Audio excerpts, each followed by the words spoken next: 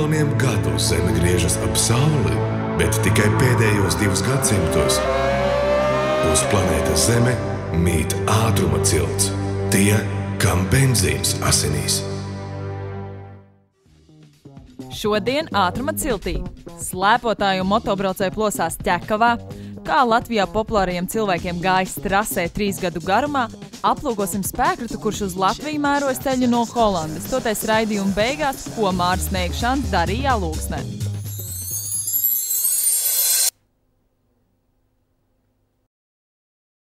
Sveicināti ātruma cilts skatītāji! Ziemas motorsporta sezona ir pilnā sparā. Rallija, sprints, ziemas autokross, folkreiz un skiorings. Ļoti plaša izvēle, uz kurieni gan tikai aizbraukt kā skatītājiem, gan kur piedalīties. Šīs nedēļas raidījumu sāksim ar skioringu, kur galvenajā lomā ir slēpotājs un motobraucējs. Ķekava Tilderu trase. Latvijas skioringa čempionāta 2. posms. Laikapstākļi, kā radīti skioringa sacensībām. -5 grādi pēc Celsija, daudz sniegu un ik pa brīdim dalībnieks un skatītājs sildīja ziemas saulīte. Kārtējo reizi pārliecinājāmies. Skioringa čempionātā visi padarīts kā nākas. Cilvēki smaidīgi un priecīgi. Herbalife teltī pat nosalušos cilvēkus cienāja ar tēju. Par šo visu ir arī kam teikt lielo paldies! Pirmām kārtām tur ir jāpasakās visai komisijai, ja? Tātad visiem maniem puikām, jo mēs visi kopā to darām, strādājam, kā jau es teicu. Ja? Mēs cenšamies. Protams, arī trases īpašnieks, ja? Ainārs. Viņš gan šodien ir aizķēries darbos, bet viņš tāpatās visu, ko varēja izdarīt līdz tam. Motoklubs Valdlauči ir pastrādājis, visi kopā mēs esam to paveikuši. Iepriekšējā pirmajā šī gada Latvijas skioringa čempionātā organizatori bija pastrādājuši izcili, taču laikapstākļi darīja savu. Rezultātā sportistiem bija daudz grūtāk tikt līdz finišam. Taču dalībnieki atzina, grūtāk sacensību apstākļi ir ļoti labs treniņš. Šoreiz viss kā pēc pasūtījuma. Pagājušais bija lietus, ūdens, peļķes, dubļi, viss kopā gāja, tad šobrīd ir ledutiņš. Bet tas jau labi, vismaz ātrumi lieli. Ir ātrumi lieli, parāda uzreiz, kas ko prot. Tie, kas bija izturīgākie, teiksim, tur kaut kādās sniega trasēs, tādās zampiņās, tie šodien ir bišķi tālāk. Ja? Bet tāpatās parāda tie, kas trenējās, tie uzvar. Tas ir pats galvenais. Laiks mums ir palutinājis. Arī druscītiņa mīnusiņš ir, viss ir pa skaisto. Arī paši dalībnieki par skioringa 2. posmu ir sajūsmā. Īsts skiorings, ledus, sniegs, špūras, viss, kas vajadzīgs. Malači vispār noorganizē tādu pasākumu, un braucēji arī ar katru reizi šeit vairāk paliek. Arī iepriekšējais bija vērtīgs un nebija braucis kāds 5 gadus tādu skioringu kā iepriekšējais brīdienā. Bet organizatori taču bija labi pastrādājuši gan pagājušā, gan šajā reizē. Ir labi pastrādājuši, protams. Diemžēl laika apstākļi ir tādi, kādi ir, un ziema ir savādāk nekā vasara. Tur ne viss ir atkarīgs no organizatora, galvenokārt no laika apstākļiem, bet ir labi. Šogad skiorings ir 3 reizes labāks nekā pagājušo gadu. Šodien foršs laiciņš, saulītes spīd un īsts skiorings, baigi labi. Lai arī cik labi būtu laika apstākļi, daudz brīvā laika pavadīts treniņos. Rezultātu bieži vien nosaka arī veiksme. Dažreiz tā stāv blakus vienai ekipāžai, citreiz citai. Pats galvenais lielie skioringisti pat pēc sacensībām spēja analizēt savu sniegumu. Pirmā tā mazā tauta tā bija forša, tāpēc, ka bijām pirmie, bet tā kā savukārt no otras puses ir diezgan garlaicīgi aizbraucām, tā aizbraucām. Otrais bija mazie meistari, tas pats scenārijs, un tad tas otrais mazā tauta un mazais meistars, tur jau bija tāda ritīga spraiga cīņa, un tur varēja redzēt, ka bija jācīnās, un tāpēc arī laikam piekus vairāk. Pēc darba neesmu gulējis ne 20 minūtes apmēram šonakt, tāpēc tā mazas kļūdas. Sākumā bija forši, bet trasē vien grūtāk un pats ar nogurs. Bet ir labi, man patīk. Pirmajā braucienā dabūja mīgs riepu, tad netika labi, otrajā braucienā bija daudz labāks. Bet arī ar kritieniem šodien kaut kā zemes pilgšanās spēks liels. Par to, cik veiksmīgs katrai ekipāžai izrādījies Latvijas skioringa čempionāta 2. posms, liecina arī rezultāti. Jauniešu klasē 1. Elgars Jonas, Klāvs Karelis, 2. Nauris Miķelsons, Tomas Keišs, 3. Kristaps Ezītis, Kristers Stūresteps. Mazajā tautas klasē uzvara Edgaram Siliņam ar Arvidu Dunkuli, 2. Raivis Eikmanis, Alvils Laurītis, bet 3. Augusts Juss, Āris Frejs. Lielajā tautas klasē uzvaru izcīna Raivis Zolmanis ar Miku Neško, aiz viņiem Gatis Zundovskis un Krišānis Vēsmiņš, bet trešie Edvins Zālītis, Oskars Valpēters. Mazajā meistarklasē pirmie Edgars Siliņš, Arvis Dunkulis, otrie Raivis Eikmanis, Alvils Laurītis, bet trešie Uldis Spulle, Kristaps Malčānovs. Lielajā meistara klasē pirmajā vietā Ingus Bērziņš, Tālis Zalcmanis. Viņiem piekāpjas Augusts Justs, Āris Frejs, bet trešie Lauris Ermanis, Mareks Štraus. Hobija tautas klasē uzvara Raivim Meņģim, Mārim Zolteram, otrie Emīls Alps, Artis Ore, trešajā vietā Ilmārs Gulbis, Edgars Kalniņš. Hobija meistarklasē pirmajā vietā Aigars Grabovskis, Jānis Zušmanis, otrajā Toms Gulbis, Jānis Varkals, trešajā Juris Hmaruks, Kaspars Šķilts. Vecmeistaros uzvaru izcīnīja Valdis Kupčs, Andrejs Jedušs. Aiz viņiem Laimonis Sprukulis, Dzintars Stūresteps, bet trešajā vietā Alvils Priedītis, Māris Krūklītis. Latvijas skioringa otrajā posmā Ķekavā Tilderu trasē aprunājoties ar dalībniekiem sapratām vienu. Skiorings ir Latvijas labākais, populārākais un iecienītākais ziemas sporta veids. Skiorings noteikti ir labākais ziemas sporta veids. Ziemas labākais sporta veids skiorings. Skiorings ir labākais ziemas sporta veids. Skiorings ir ziemas labākais sporta veids. Skiorings ir viens no krutākajiem sporta veidiem vispār pasaulē, un Latvijā viņš ir viennozīmīgi krutākais.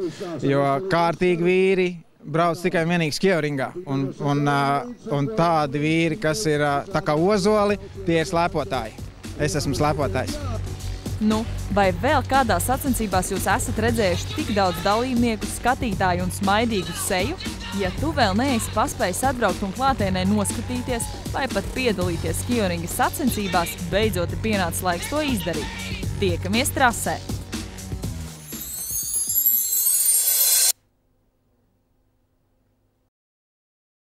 Par nākamo Latvijas skioringa čempionātu posmu informāciju meklējiet internetā, jo no šā brīža laikapstākļiem neko nevar saprast. Turpinam ar mūsu skaisto un sportisko Kia, ar kuru pa trasi braukuši dažādu profesiju pārstāvji. 2008. gada maijā ēterā parādījās raidījums Ātruma cilts. Kopš tās reizes tiek filmēta un rādīta arī rubrika Iedod izbraukt, kur populāri cilvēki mēģina sevi pierādīt autosporta trasē. Viss lielais notikums risinās sporta kompleksā 333. Pirms starta katram dalībniekam tiek dota pusstunda treniņiem. Ja nepieciešams, palīgā nāk mūsu instruktors, kurš izklāsta ātras un precīzas braukšanas pamatus. Kad 30 minūtes pagājušas, tiek dots starts no vietas. Finišs ir gaitā. Braušana tiek veikta sēžot pie stūres Kia Proceed automašīnai. Tā ir dīzelis ar 140 zirgspēkiem un manuālo kārbu.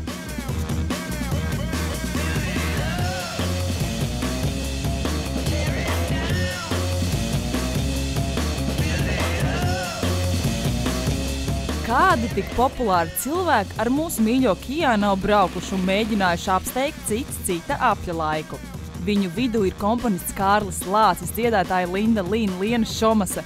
Starp citu, tieši viņai pieder labākais apļa laiks sieviešu konkurencē. Aktieri Jānis Āmanis, Jānis Vīmba, Kaspars Zvīgulis, slavenais motociklu dīdītais Frīdis, LTV personības Dāvids Ernšteits un Armands Tripāns, kā arī daudzi citi Latvijā zināmi cilvēki. Kopā vairāk nekā 50 ar autolietām nesaistītas būtnes. Lai zināmajiem ļaudīm būtu ar ko salīdzināt savu rezultātu, ar to pašu balto sportisko Kia automašīnu pa to pašu 333 trasi izbraukusi autosportiste Karlīna Štāla. Viņas uzstādītais apļa laiks ir 1 minūte 9 sekundes un 75 sekundes simtaļas. Taču Karlīnas rezultāts netiek vērtēts kopējā ieskaitē. Viņa tomēr ir autosportiste. Pirmajā gadā pirmo vietu ieņēma bijušais Latvenergo priekšnieks Kārlis Miķelsons. Klau, Kārli, es domāju, ka tik vienkāršā mašīnā tas nebija zēdējis, ne?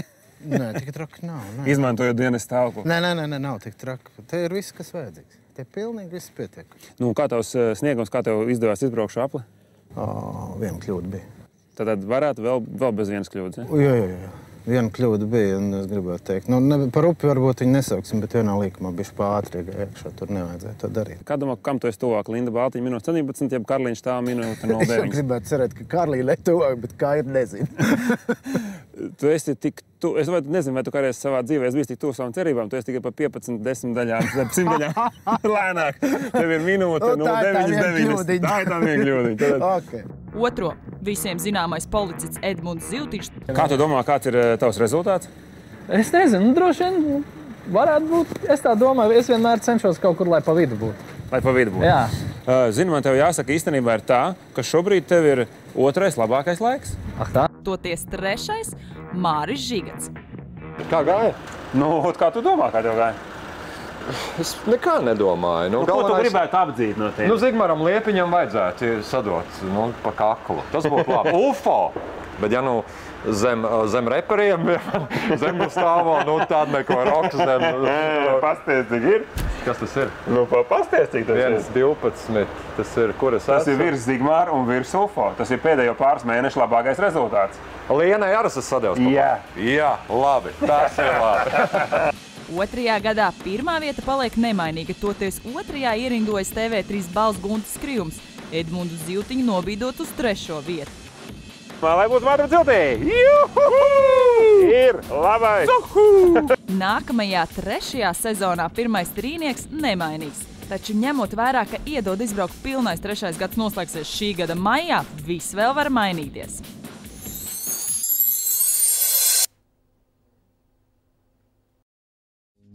Tagad īsa reklāma, bet pēc tam braucamrīgs, kurš atzīts par labāku restaurēto visā pasaulē, un noskaidrosim, ko rallists Māris Meikšāns darīja Alūksnē. Ātruma cilts. Rats ratā ar Rīgas motormuzeju.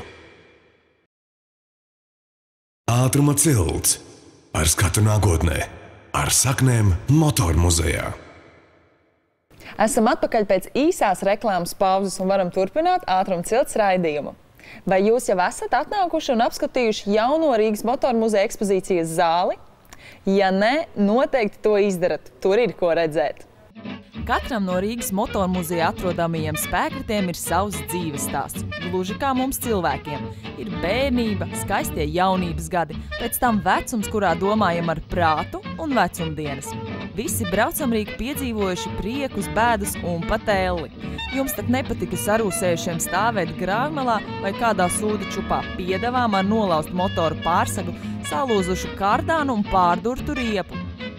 Dažiem šādā stāvoklī nokļuvušajiem braucamrīkiem pienāk, kā mēs sakam, laimīgā diena. Ierodas vīri no motormuzeja un uzsāka restaurācijas procesu. Šoreiz stāsts par kravas spēkratu, kurš dzimis Francijā un radies Pirmā pasaules kara vajadzību ietekmē. Lielākoties lietoja vieglo tanku, metāla profila un dažādu smagsvara pārvadāšanai. Viens no tādiem aplūkojams Rīgas motormuzeja jaunajā ekspozīcijas zālē. Renault modelis FU, ražots 919. gadā. Tā ir izpildīta ar tādu neparastu virsbūvi. Tā ir tā sauktā Aldaru virsbūve, kurā droši vien pēc konstrukcijas ir dzimusi uz zirgu pajūgiem jau 19. gadsimta beigās. Tādas ir bildēs redzētas lietotas. Un šai līdzīgu ražoja arī daudzi citi izgatavotāji, bet, manuprāt, ne tik atraktīvi un ne tik vizuāli pievilcīgi. Ja? Renault FU spēkrats atšķiras no citiem tā laika kravas automobīļiem. Šim ir ne tikai masīvs rāmis un cietgumijas riteņi. Renault FU braucamrīkam aizmugurējos ritiņos ir asu galu reduktori, kas pazemina riteņu rotācijas ātrumu pa 3,5 reizēm. Tas atvieglo visas transmisijas un aizmugurējā reduktora konstrukciju. Vairs nav tik liela slodze. Kā jums liekas, vai šis bija iemesls, kāpēc no visām kravas automašīnām restaurēt tieši šo? Izvēlei bija ļoti vienkārša, jo bija doma atrast tieši pilngumijas riteņiem, un tas bija vienīgais ar pilngumijas riteņiem, un arī, ja pašķirsta piedāvājumus, paskatās internetā visdažādākajos kontinentos, kravas automobīļi ar šīm pilngumijas riepām ir ļoti, ļoti reti piedāvāti. Un pie tam šis vēl bija tāds neparasts, ar to vēl leģendu, ka ir vadājis arī tankus vieglos un tā tālāk. Tā kā izvēle bija ļoti vienkārša. Kā viņas ir cēlušās? Ar ko viņas atšķirās no citām riepām? varētu teikt, varbūt, ka citas riepas cēlās no šīm. Protams, ka pirmiem automobīļiem bija cietgumijas riepas, vēlāk nāca pneimatiskās. Ja? Bet tik galīgi vienkārši tā riepa nav. Arī šai riepai vai šim ritenim ir noņemams gredzens, uz kura ir uzvulkanizēta šī te masīvā gumija. Tāpat gadījās šīs riepas sabojāt uz asiem priekšmetiem vai uz akmeņu malām un tā tālāk. Tad bija iespējams nomainīt. Protams, to nevarēja izdarīt pats īpašnieks mājā garāžās. Tur vajadzēja speciālāku iekārtu, lielu presi, lai nopresētu šo gredzenu nost un uzpresētu atkal jaunu, kam ir jauna gumija virsū. Tā ir problēma šodien restaurējot šos automobīļus, jo retā firma ir gatava to izdarīt. Spēkrata glābšanas un restaurēšanas galvenais iemesls mūsdienās reti atrodamās pilngumijas riepas. Renault FU braucamrīku atrada Holandē, kādā privāta kolekcionāra muzejā, kurš restaurē tikai vieglos automobīļus. Kaut arī stāvoklis spēkratam nebija spožs, tika nolemts pārvest to uz Latviju. Ātrumkārba ierūsējas, riteņi negriežās, stūras mehānisms nestrādā, kardāns saliekts. Vārds sakot, problēmas viņi nevar pārvietot, un Nīderlandē, netālu no Rotterdamas, tā vide ir tāda, ka viss ir plakans un abās pusēs ielai ir kanāli, grauji pilni ar ūdeni, ļoti šaurs, tur nevar izgrozīties ar lieliem autovedējiem, tur nevar piebraukt ceļam, krāns to nolikt, un ilgi tika domāts, kā to izdarīt, bet atkal tā atrisinājums nāca pats no sevis. Īpašnieku kaimiņš veda lieliem konteineriem dažādus kravas un būgružus. Tas bija tāds nolaižams konteiners, milzīgs uz Mercedes automobīli. Viņš to nolaida automobīļu priekšā, ievilka to automobīli tajā konteinerā un aizveda uz ostu Lībekā. No turienes viņš jau uz speciālas platformas, līdzīgi kā konteinera pamatnē, tika atgādāts prāmi Rīgas ostā. Sākās sarežģītais restaurācijas process. Kopumā apmēram 2 gadu garumā tika pētīts, analizēts un pat veidoti zīmējumi 3D animācijā. Prāmis bija diezgan stipri rūsējis un kniedes bija cietušas, šķērs posmi bija atdalījušies, jau kniedes pārtrūkušas, nācās demontēt šos posmus un visu apstrādāt pret koroziju un no jauna kniedēt, kas arī bija problēma. Mokam tomēr izdevās Latvijā atrast vēl dažus vecus vīrus, kas uzņemās šīs masīvās kniedes, diametrs 16 mm, karstā kniedēšanas veidā sakniedēt. Nākošā problēma bija rūsa, kas bija skārusi dažus agregātus. Tas bija pamatā ātrumkārba un stūras reduktors, kas pilnīgi negriezās, kas bija sarūsējuši rūsas pikā, un tur bija problēmas jau ar šo mehānismu izjaukšanu. Vien aizgāja nedēļas, kamēr izjaucas, kamēr atmiekšķēja to visu, bet solīt pa solītim tad atjaunoja bojātās daļas. Ik viens restaurācijas process ir visnotaļ sarežģīts. No grausta spēkrats jāpārvērš skaistā un greznā princešu karietē. Taču vīriem, kuriem tā ir sirdslieta, darbs iet no rokas. Galu galā, kad viss padarīts, var redzēt, šis un visi citi restaurētie braucamrīki izskatās lieliski. Liela nozīme, protams, arī pārvietošanās līdzekļa krāsai. Starp citu, Renault FU spēkrats visos katalogos bija redzams tikai melnbaltās bildītais. Par laimi klāt bija pievienots neliels apraksts. Nianses par Aldara virsbūvi, par izmēriem, konstrukciju, kā arī norādīts šasijas sarkanā krāsā, metāla kalumi melnā, toties virsbūve dzeltena vai zaļa. Apraksts palīdzēja izpētes darbiem notikt daudz ātrākā tempā. Kā ir tagad? Viņš brauc uz priekšu, viņi var pārvietoties? Jā, automobīls ir pilnīgā darba kārtībā, funkcionē visi mehānismi, tā 4-ātruma ātrumkārba, viņam vēl ir bloķējams diferenciāls, vēl ir tāda īpatnība kā tāda kalnu bremze, speciāli tāds enkurs, kur nolaiž, ja jums nākās apstāties pret kalnu braucot, tad nolaiž tādu enkuru, lai auto neripotu atpakaļ, kamēr jūs tiek galā ar visām manipulācijām, atkal iedarbina motoru un tad var sākt braukt. Šī bremze netraucē, sāk braukt uz priekšu un tad to var novākt. Lūk, Renault FU ir izcilā stāvoklī. Iespējams, kādu dienu redzēsim arī pārvietojamies pa Rīgas ielām, taču šobrīd jūs viņu varat aplūkot Rīgas motormuzeja jaunajā ekspozīcijas zālē. Runā, ka šī ir labāk restaurētā kravas automašīna visā pasaulē.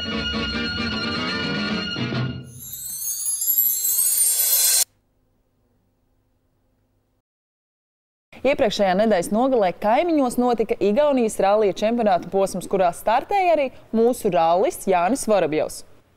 Toties vēl pirms neilga laika tas pats Jānis Vorobjovs piedalījās Alūksnes rallija sprintā, kurā startēja arī citi mūsu valsts dalībnieki.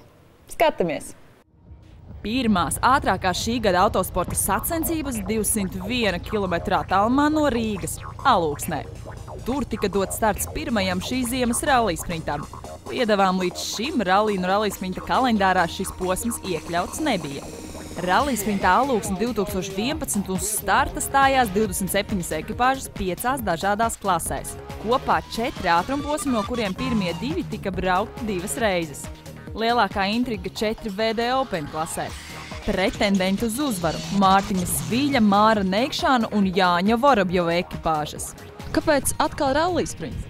Nav jau starpība, vai tas rallijs vai rallija sprints, jo atšķirība ir tikai kilometrāžā. Un organizātoru līmenis gan rallija sprintā, gan rallijā ir ļoti augsts, un tu nejūt nekādu atšķirību. Un arī konkurence ir tāda pat tā kā lielajā rallijā. Svilis ar stūrmani Aiva Aizsilnieku no favorītu loka izkritīja jau pirmajā dopā, neveikli iebraucot Kupenā. Cīņa turpinājās starp Vorobjovu un Neikšāna ekipāžām. Jāpiemina duets Neikšāns Jēkabsons startēja sev neierastā klasē, piedevām ar svešu automašīnu. Šis bija tāds mums tāds izmēģinājums sacensība, treniņa sacensība. Un šeit arī es braucu ar A-grupas mašīnu, kas ir būvēta autostilā ASRT komandā. Un vienkārši mums ar Aināru Igaviņu ir izveidojušās tāda laba kopsadarbība, ja, un tad Ainārs, kā teikt, vienojamies par to, ka šo sacensību nobraukšu ar to mašīnu, notestēsim un iesildīsimies pirms sezonas. Mašīna tiešām ļoti laba ir, bet pie katras mašīnas ir mazliet jāpierod, un pirmos ātrumposmus tomēr nevarēja pabraukt tik ātri, kā gribētos. Daži sanāca, un tad sapratu, ka viss laikam ir kārtībā, tikai to stabilitāti jādabū tādu, lai visus ātrumposmus var nobraukt ātri. Cita klasa – sveša mašīna. Māra Neikšāna, Māra Jēkabsona ekipāžai neliedz 2 dopos kopvērtējumā uzrādīt ātrāko laiku. Man bija asimetriskās riepas, kas vairāk ir piemērots cietam segumam, un tur, kur jau bija cietāks segums un tas sniegs vairāk nobrauks, tur arī tie rezultāti parādījās. Ja? Pa sniegu, protams, ar šādām riepām ātrākos laikus ir ļoti grūti izstādīt. Sanāk, nedaudz nokļūdījies riepu izvēlē. Jā, bet uz to mēs nekoncentrējāmies. Mums bija tādas riepas līdz, kādas viņas bija, un braucām tādām, kādas viņas ir. Tā kā viss ir kārtībā. Arī otriem uzvaras pretendentiem Jānim Vorobjovam ar stūrmani Guntaru Zicānu, lai tiktu līdz uzvarai, vispirms jāaprod un jāsadzīvo ar jauno rallija automašīnu. Mitsubishi O10, jauna, kas ir būvēta šeit Baltijā.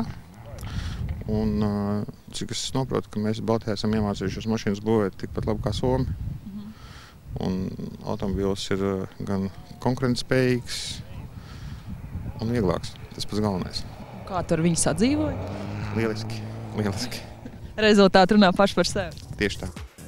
Vorobjova un Zicāna duets kopvērtējumā labāko laiku uzrādīja 3 ātrumposmos. Rezultātā Neikšāna ekipāža 2. vietā. Toties Vorobjovs Zicāns priecājas par uzvaru gan klasē, gan rallija sprinta kopvērtējumā. Mēs braucām diezgan taktiski, ātri un taktiski, bet skatījāmies tā, ka lai pārāk netērētu mašīnas resursus. Mēs pabraucām pirmo ātrumposmu ātrāk, jo nezinājām spēku samēru, kāds būs aizmugurē brauc Mārs Neikšāns ar A-grupas automobīlu un arī Mārtiņš Svils, kas ļoti nav lēns galīgi Latvijā. Un tad sapratām viņu tempu un viņu mēģinājām kontrolēt. Uztaisījām mazu atrāvienu un visu laiku viņu turējām. Vai jūs Māri uztvērāt kā tādu īstu konkurentu, jo viņš tomēr tajā A-grupā vajag bieži nav redzēts? Ja A-grupas braucējs, kas brauc A-grupu iekāpja N-grupā, tad tā mierīgāk uztver, bet ja tomēr no līdzīgas grupas ar līdzīgām mašīnām, kur mēs agrāk braucām arī Mārs brauc, viņš iekāpja jaudīgākā mašīnā, tad šaubāk konkurence. Kaut arī lielākā daļa Rallija Sprinta Alūksne 2011 dalībnieki braukšanu šeit uztver kā treniņu pirms rallija, Jānis Vorobjovs atzīst, rezultāts ir svarīgs jebkurā gadījumā. Sacensības ir un paliek sacensības. Ekipāža Vorobjovs Zicāns šogad startē arī Igaunijas rallija čempionātā. Pirmajā posmā izcīnīta 3. vieta. Rallija Sprintā Alūksne 2011 piedalījās arī jaunais un centīgais Ralfs Sirmats ar stūrmani Māri Kulšu. Ekipāža startēja 2 VD Open klasē un par rezultātu nesūdzas. Savu mērķi izpildījām, nobraukt līdz galam. Un arī ar labu rezultātu 3. vieta savā klasē. Tu brauc ar to jauno savu Renault mašīnu, ja? Jā. Kā tu ar viņu apradi? Diezgan labi, jo treniņus ar viņu biju brauc. Arī pagājušajā sezonā Ralliju Latviju nobrauc ar to pašu mašīnu. Kaut arī rezultāts uzrādīts mazā konkurencē, karjeras sākumā galvenais mērķis tiešām ir nobraukt līdz galam. Tieši tas ekipāžai ir izdevies. Sacensību organizatori lieliski izvēlējušies ceļus braukšanai. Dalībnieki, lai arī uztvēruši to par savu veidu treniņu, apmierināti un skatītāji pasākumu apmeklējuši kuplā skaitā. Ko gan vēl varētu vēlēties? Protams, detalizētākus sacensību rezultātus. Tos jūs varat atrast un izpētīt Autosport LV mājaslapā. Tiekamies nākamajā Rallija Sprintā vai jau rallijā.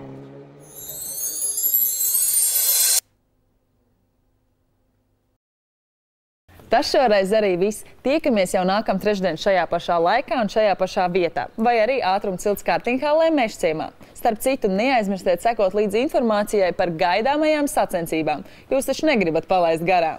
Atā!